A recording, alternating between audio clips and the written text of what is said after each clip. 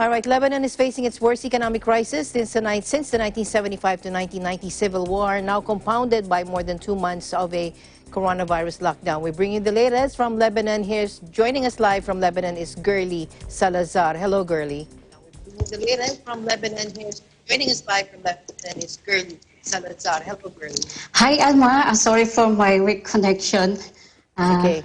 The protests here are still ongoing. Lebanese Foreign Minister Hassan Diab marked 100 days in office and boasted about his government's achievements during a speech at the Grand Syria.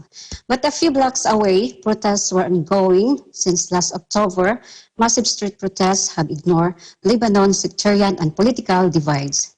Protesters are demanding an overhaul of a political class which they say is inefficient and corrupt. Prime Minister Diab emphasizes government's push for anti-corruption legislation, as well as attempt to secure more than $20 billion in aid from the international community to rescue Lebanon's economy. He promised action to alleviate the effect of inflation on the economy.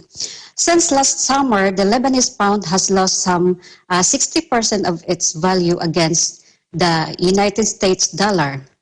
Prime Minister Diab, during his speech, said that the government here has launched an audit of the accounts of the central bank, the Banque de Liban, for the first time ever, and that he asked nations that previously donated money to Lebanon to inform the government of any funds that had been unlawfully plundered. He has also called for an investigation into billions of dollars transferred abroad despite informal capital controls being in place since November.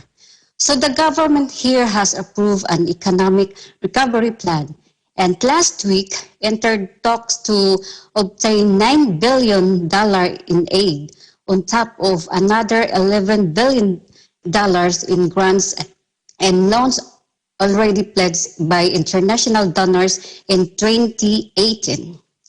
Power cuts are only getting worse. Lebanon only produces a maximum of around 2,000 megawatts of electricity, but peak summer demands is in excess of 3,500 megawatts. This week, fuel barges experience delays in offloading their cargo, causing electricity output to plummet. State-run power giant Electricity Liban, or EDL, blame foreign banks for the fuel supply disruptions. There have been protests about that, and they broke into the state's power company's branches from Tripoli. The health minister said even new virus cases were recorded, bringing the figure to 961 infections. The community toll now stands at 26 deaths and 251 recoveries. Back to you, Alma. All right, thank you very much. We're having a bit of trouble with the connection, but thank you for your updates, Gurley, and keep safe and stay healthy over there in Lebanon. Thank you so much, Alma, and thank you for having me. I'm Gurley Salazar, reporting from Beirut, Lebanon, and we live in interesting times.